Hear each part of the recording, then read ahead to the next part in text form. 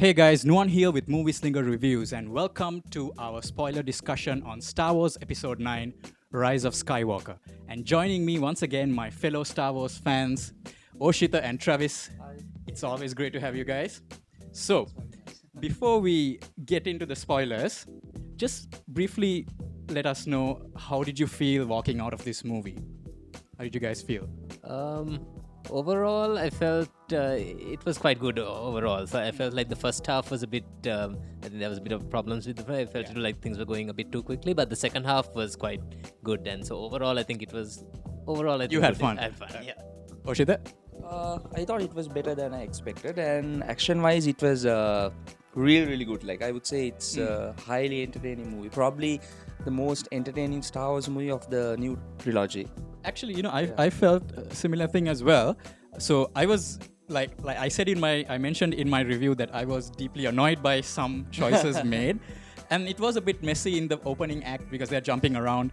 But the last half was so entertaining, and like you said, one of the most exciting bit of Star Wars we've seen. Yes. So let's get into the specifics, right? So there's a lot to unravel here. So I'll get to the first big thing in the movie. Palpatine is back.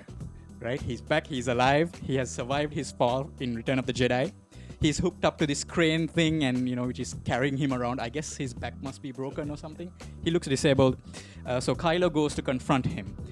And then Palpatine reveals that he has a brand new fleet of super star destroyers, all capable of Death Star technology destruction. The Death Star never seems to go away. Yeah, the Death Star keeps coming back, and he offers Kylo the throne of the Sith if Kylo can kill Rey. Now, again, there's a lot to process here, so I'll go through each revelation, right? So the first thing we find out is that Palpatine was behind Snoke all along, right? And that he created Snoke in a lab, and the voice in Kylo's ear was not Darth Vader, it was actually Palpatine. So what did you guys feel about this? Travis. I can sort of understand why they wanted to bring in Palpatine because he's kind of like the thread that sort of ties the entire, the six films together. And now with this, you're completing that full cycle. So I can understand why they did it, but given the way the previous two films project, it was something very completely out of the blue. Particularly if you had never seen any of the trailers that were coming out, you would be completely it would have completely taken you off guard. Suddenly how this happened. So yeah. Oshita, what did you feel about that he was behind it all? Like not just that he's here, he's also behind Snoke. Yeah, like Travis said, I can understand why they decided to introduce Palpatine all of a sudden. But I honestly felt like he was completely shoehorned to the movie, and they conjured him up all of a sudden. So the inclusion of Palpatine as the main villain was one of my least favorite things. Okay. But then again, they had to make sure they introduced like a really villainous character. So Yeah. but I felt like it was very Unnecessary, maybe? unnecessary. Yes. Yeah, because it But kind then of. again, somehow it worked. Now, I was actually very annoyed when they first announced that he's there. So it bugged me at that point itself. Because we've already seen him so many times. But I get it. They don't have another big villain. There's no time to establish a new character. But what bugged me most was that when they revealed he was actually behind Snoke, because I don't like it when a movie does that, where they establish one character with a certain motivation, and in the next movie they kind of say, oh, this person was being controlled by somebody else. It's something that always bugs me. So, and I feel like an explanation was unnecessary. They didn't need to say that he was behind Snoke. I felt like that didn't really add much. Now, I'm not angry because Snoke wasn't like the coolest character or anything, right? But to add something, I thought giving him a backstory worked well because a lot of people had so many theories about Snoke. So I felt like he was wasted in The Last Jedi. One of the things why I didn't like the movie. Okay. So I thought giving the fact that they decided to write the character in such a way that he was created by Palpatine was a good thing because Palpatine is known for being a master strategist and creating clones and all. So he did create a clone army. Definitely, yes. It makes sense. Yeah. It's just that I wish that Snoke was his own character. True. Maybe he was teaming up with Palpatine. That would have been more interesting because I don't like it when it's mind control. Because that means he has no personal motivation at all. He's just a zombie or something. Very true, yes. So that's something that bugged me. But I'm not angry because, he wasn't like the coolest character or anything. It's not like they ruined him. Yeah, so after they made the decision to introduce Palpatine, I felt they played him well in terms they of played him really well. They in that context, he kind of did what he was supposed to do. Lived up to that he was expectation. very entertaining. Yeah. Right? Even though I wasn't happy about Palpatine being there, when I saw him, his performance, he was having so much fun, right? Because he has all his famous lines. Charisma. It's like his greatest hits, Good, Anakin, good. Do it.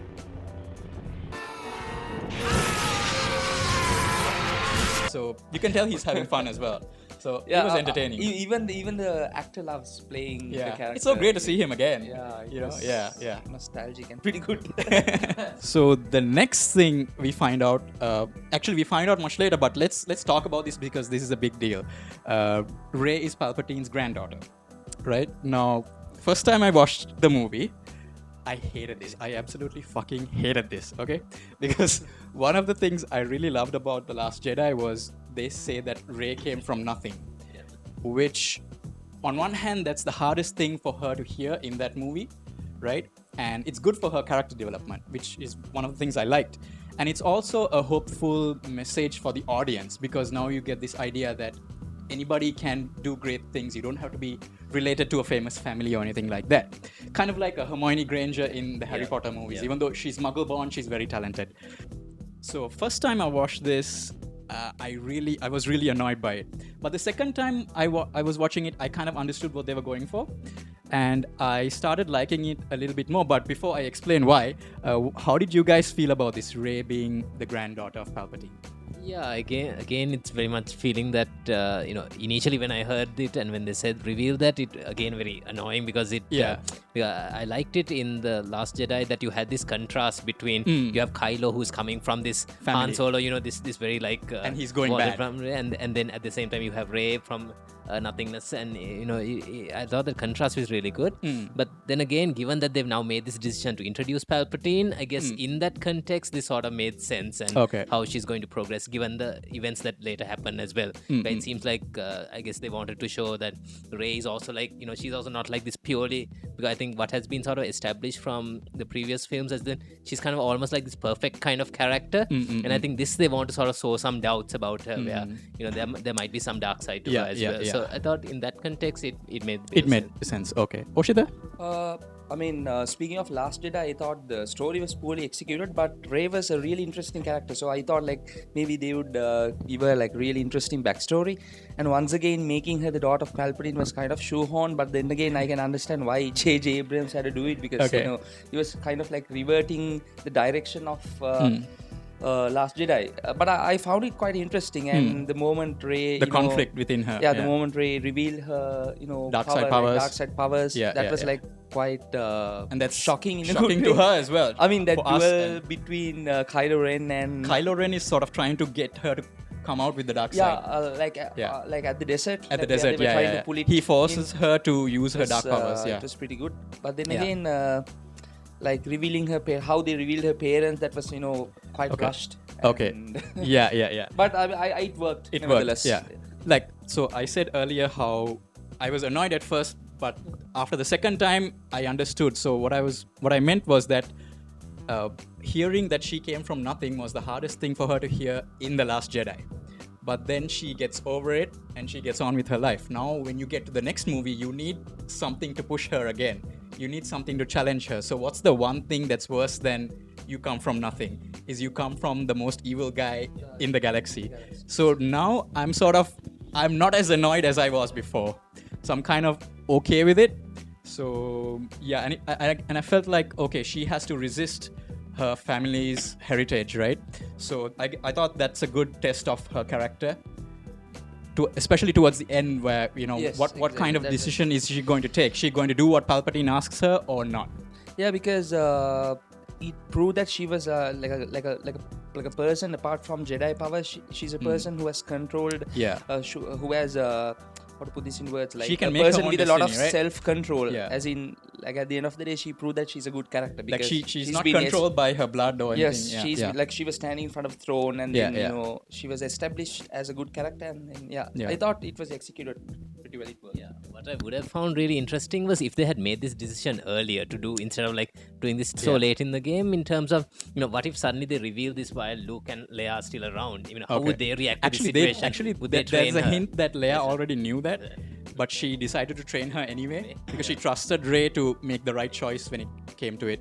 So I guess that's kind of a nice thing to do.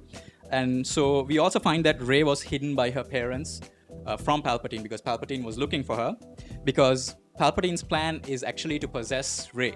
So he's hoping that Rey would strike him down for revenge, and then his spirit would pass on to Rey. So I kind of like this because I like that motivation, because Rey wants revenge for losing her parents. And it's also a display of, Palpatine keeps talking about these unnatural abilities of the dark side, right? He hints at it in Revenge of the Sith, but we never see it. So here it is at work, right? So how did you guys feel about this whole possession thing? Like, does it make sense with, is in the context of Star Wars and...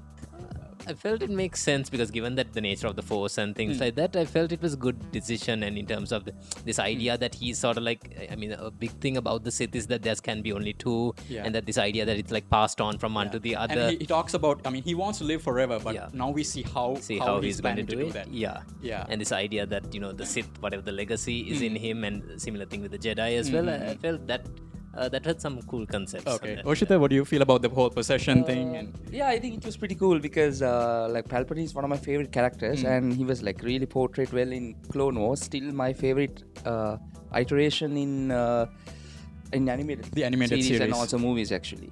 So seeing him, because I think he's the only Sith Lord who can use all 7 forms of lightsaber combat. Okay. We'll talk about him not using his lightsaber. I think he had 2, and then I think he lost 1. He Actually, gave one he's to so Darth powerful Vader. even without the lightsaber. Yeah, He yeah. doesn't need one. But then again, that part we'll talk about later. Okay, Being okay. powerful, and then all of a sudden, you know the Okay, rest, right? okay. So, but I actually liked it. Okay. Revealing powers, and then Yeah. the moment he started destroying all the Yeah, he's unleashing the Force lightning. Force lightning Yeah, all yeah, of a sudden, yeah. and then Yeah. it is pretty cool. I liked it.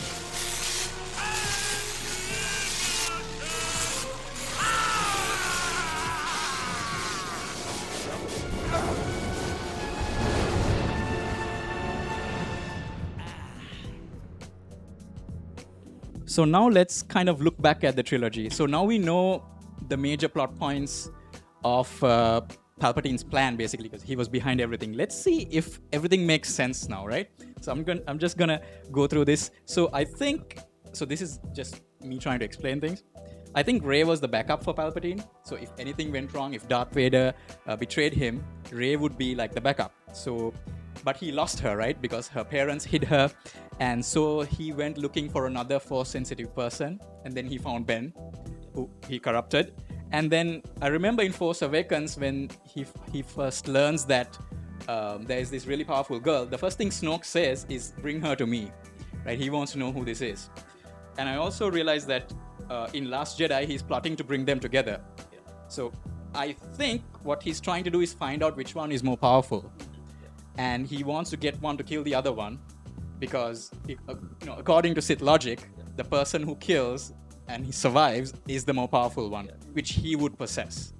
So which is what I'm guessing is the plan, because he keeps telling Kylo to kill Rey, which doesn't make sense if he wants to possess her. But I think he just wants to find out which one is more powerful. What do you think about that? Yeah, I think looking at the previous films as well. I mean, there was a similar situation with Snoke. Revenge of the Sith, where Count Dooku faces against Anakin, and he's sort of like arbitrating this, and he basically tells to kill Count Dooku. Because the master is always looking for a new apprentice, right? Yeah. He's looking for the more powerful apprentice. Yeah. So I mean, that's the whole approach of the Sith. The strongest needs to survive, and What do you think, Oshita? There was this That's the story now. The new trilogy makes sense. Yeah, there was this theory that originally Palpatine wanted to fuse Rey and Kylo so that and create like a. But I guess at the end of this, he didn't realize the connection between them until like the last moment. So I don't think he was going for that. Yeah, but they didn't justify the connection, right? As in how it happened. The whole dyad thing.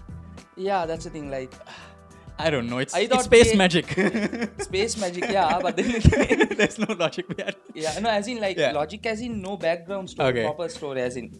I mean, yeah. like they didn't explain. I mean, as in if they were related to each other, then I could understand. But then again, I think maybe it was probably cool. So I think it's just like when Ben becomes really powerful, her opposite would also arise. There's something like that. I warned my young apprentice that as he grew stronger, his equal in the light would rise. And given that now they have gone for this idea that a person can embody the Yeah. Sith, embody the Jedi. Yeah, so I yeah, guess yeah. in that moment it was Kylo versus Rey. Yeah, yeah, so yeah. I guess it might have been that. I mean, it doesn't always make sense, but Yes, then but again, it's space magic, and let's not waste too much time on arguing over whether it makes sense or not.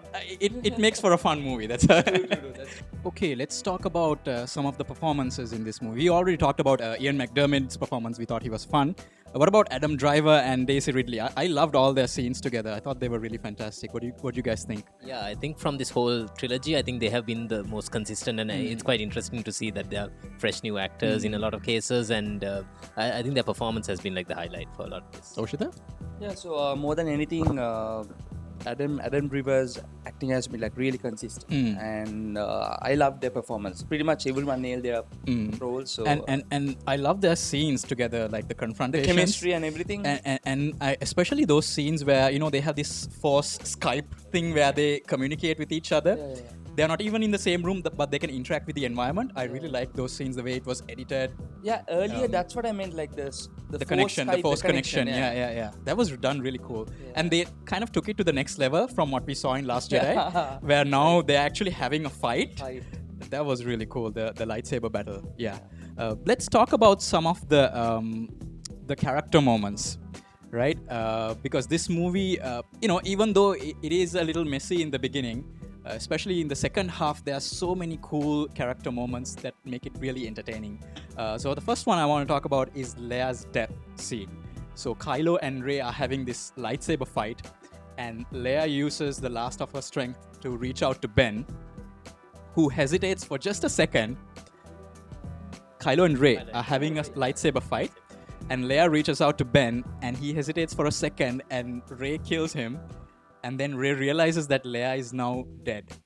And I love that scene. I love how everyone reacts to it. Rey and Kylo, and we see R2 getting upset, and then later we see Chewie get upset. He's at the bedside, the deathbed of Leia, and also even Poe later on. We see him having a moment because now he has to lead the resistance. What do you guys think about that scene? Like how they handled it? Yeah, I Leia's thought death. that was really well because it like paired nicely with what we saw in Last Jedi as well, where They I still think have I a felt like connection. I felt like Leia is the one who has like.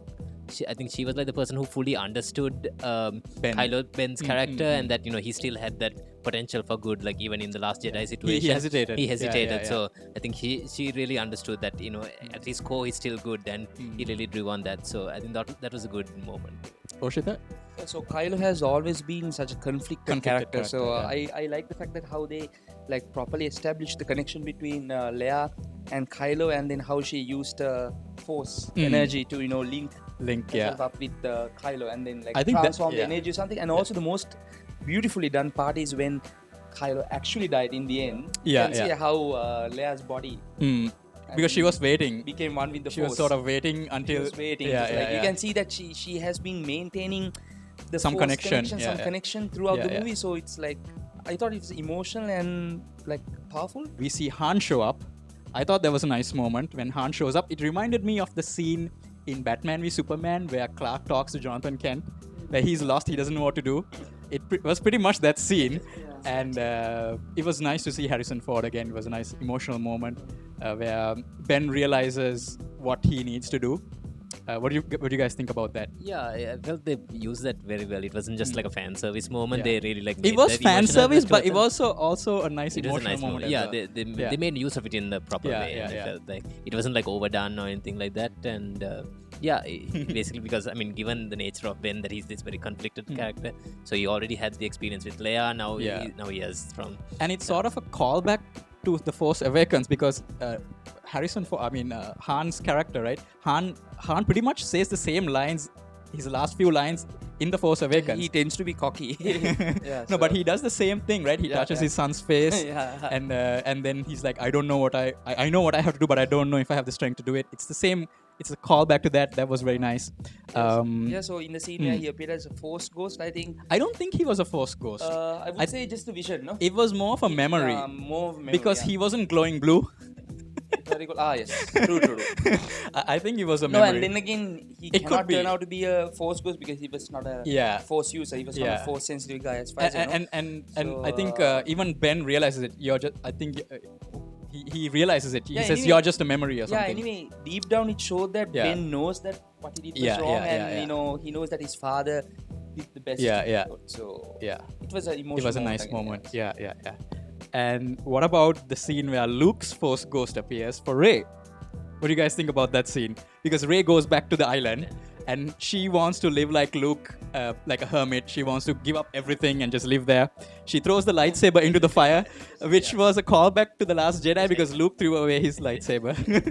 And Luke catches it this time. Yeah, I felt like it was a moment that I think Mark Hamill, I think in a lot of interviews, that's something that he has been like talking about as well. He doesn't like what happened in The Last Jedi. What happened in The Last Jedi, yeah. I think what happened was, while they were filming it, he wasn't sure about it. But he gave everything the director asked him.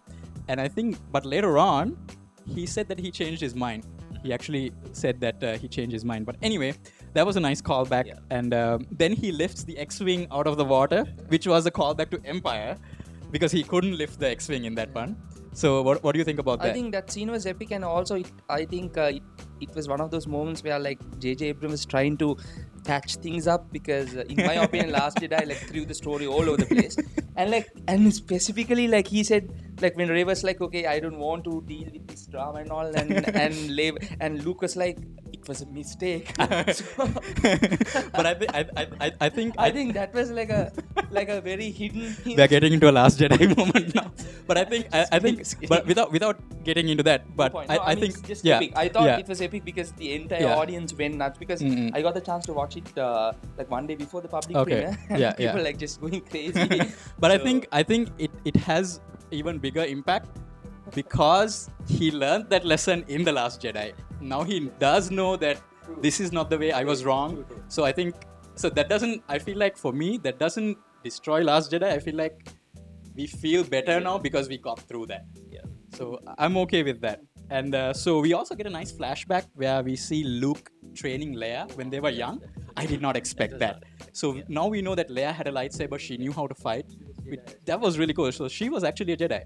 What do you guys feel about that? Yeah, that was a really good moment. I think in like the expanded universe in the comics, this is something that's hinted at. I think even in the films, there is to a certain extent where Yoda hints at that she's also so force sensitive and that she's we always powerful, knew she was sensitive, but now we know she was actually trained. I think that was one of those moments where they properly linked it with The Last Jedi because a lot of people they were confused when Leia like wrapped herself up with the Force and then survived. Yeah. But then again, it still makes sense. Yeah. Made sense, but this justified it further. So there was like this like driving it home like. Yeah, and it's like they properly. I think they used CJ, and then they were like training inside the forest. So I thought it was like I didn't need that explanation. But I know a lot of fans did. They were like, how on earth was Leia capable of that? Same here. I wasn't expecting, but then it was quite surprising that they decided to do that. So probably, I think I would say like it's epic as well as once again fans. Yeah. And it was nice to see like a good revelation. Yeah, good revelation that nobody really expected to see. Another scene I really liked was the C-3PO scene where they have to erase his memory to get this translation. And so he looks at his friends and they're like, what are you doing? And he's like, I'm taking one last look at my friends. And I thought that was a very powerful moment as well. And it's also kind of funny because then he loses his memory and he doesn't remember who they are. And I like the electrician guy who's programming him, the little cute, I forgot his name.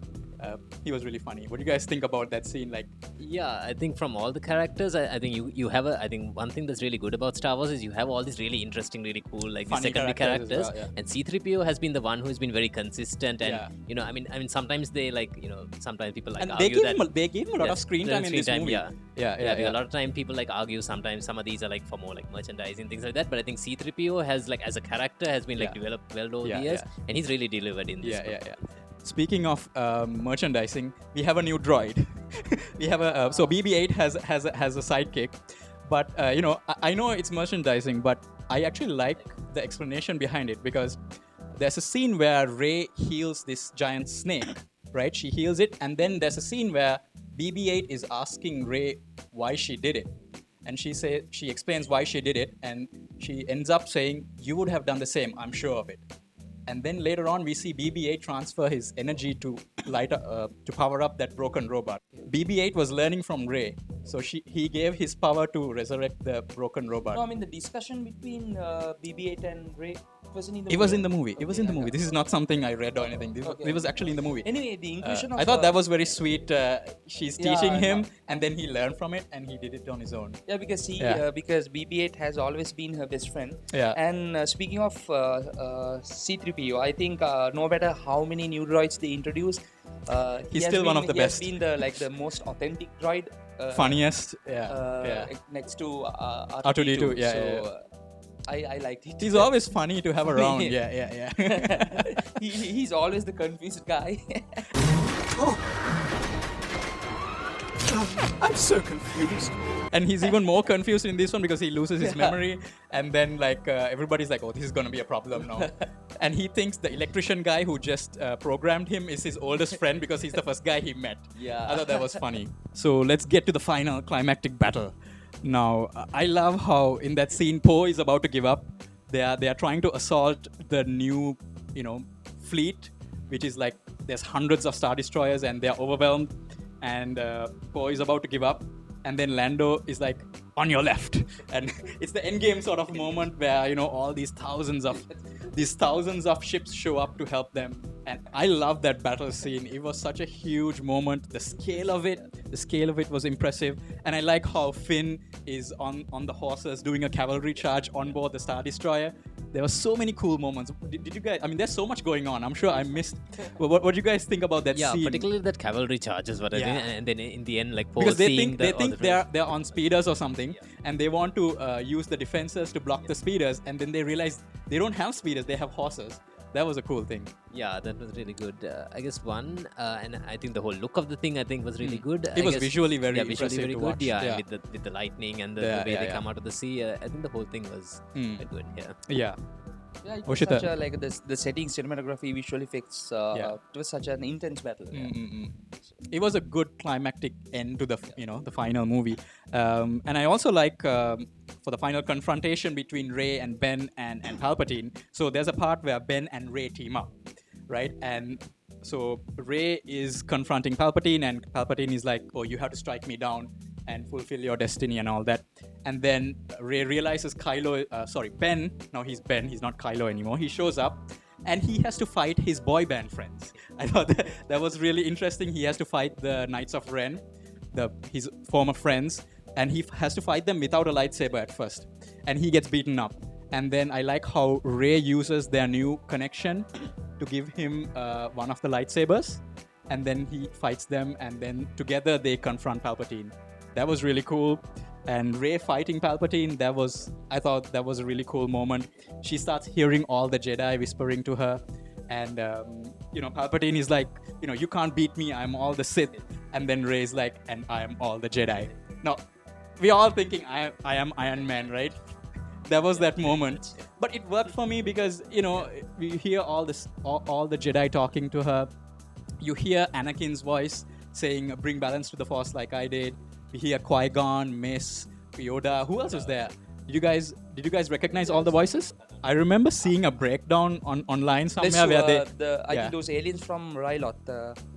So there were so many of them. So many. But it was so cool to have all of them encouraging Rey. I honestly thought Ben teaming up with Rey was really cool, and then they're taking the same set and going against Palpatine, passing the lightsaber to Ben. Yeah, but I wasn't a huge fan of how they defeated Palpatine. Okay, but then again, it made sense. I mean, what are they gonna do? What else are they gonna do? That's the thing, because when we started the review, we said they had no other choice other than introducing Palpatine all of a sudden. So that was they the needed remaining option. And I guess he kind of died by his own Force lightning.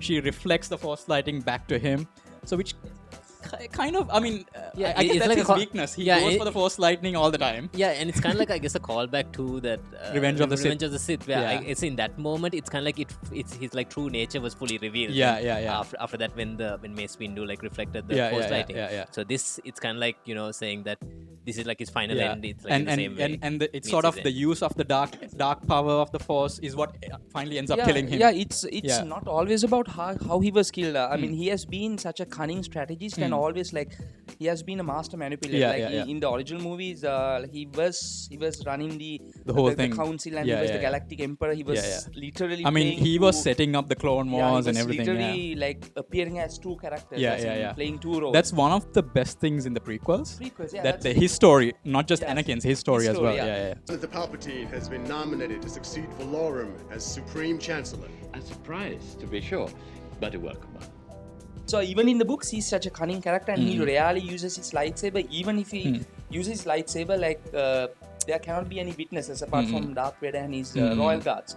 So I thought like they could have made the confrontation much more epic. Okay. But yeah, I think it worked. Yeah. And it was really cool when he sucks the energy out of Rey and Ben, and then he uses that to that was affect. such a- He uses Force Yeah, lightning. that moment was like Yeah, that was it was really like an cool. unlimited power moment. Yeah, it was like pretty an much. unlimited power moment.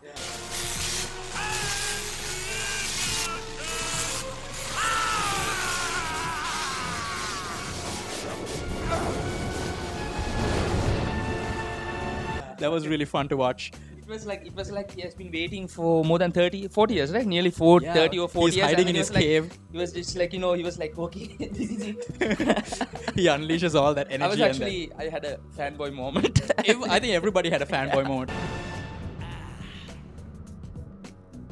It was really like, fun I'm to a watch. huge fan of Palpatine, so I It was a like, cool yes. and he was really enjoying it as well. You can see from his face, he's enjoying it.